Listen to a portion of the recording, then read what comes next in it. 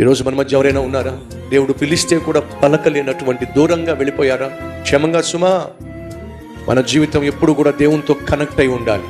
ఎప్పుడు దేవుడు పిలిచినా పలికే విధంగా నువ్వు ఉండాలి. ఎప్పుడు నువ్వు దేవుణ్ణి పిలిచినా దేవుడు పలికేటటువంటి కనెక్షన్ మనం కలిగి ఉండాలి. అడుగుతున్నా, ఈరోజు మనలో ఎంతమందికి నమ్మకం ఉంది? నేను పిలిస్తే దేవుడు ఖచ్చితంగా పలుకుతాడు, నా ప్రార్థన ఖచ్చితంగా వింటాడు. నమ్మకం ఉన్నవాళ్ళు చేయి చూపించండి. అందరూ చేయి చూపించారు, కాదంటల్లా. కానీ దేవుడు పిలిస్తే ఎంతమంది వినగలుగుతున్నారు? నా కుమారుడా, నువ్వు చేస్తుంది తప్పు అంటున్నప్పుడు ఎంతమంది దాన్ని వెంటనే విని ఆ తప్పు ఆపేస్తున్నారు? నా కుమార్తె మాట్లాడుతుంది తప్పు, నా కుమారుడు నువ్వు తప్పు చేస్తున్నావు, తప్పు దారిలో వెళ్తున్నావు.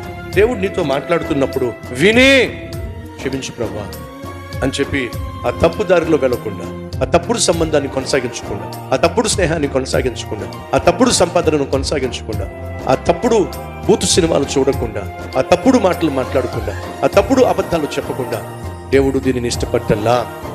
ఈరోజు దేవుడు నాతో మాట్లాడాడు, నువ్వు చేస్తుంది తప్పు అన్నాడు, కాబట్టి నేను చెయ్యను అనేటటువంటి కనెక్షన్ మనలో ఎంతమందికి ఉంది?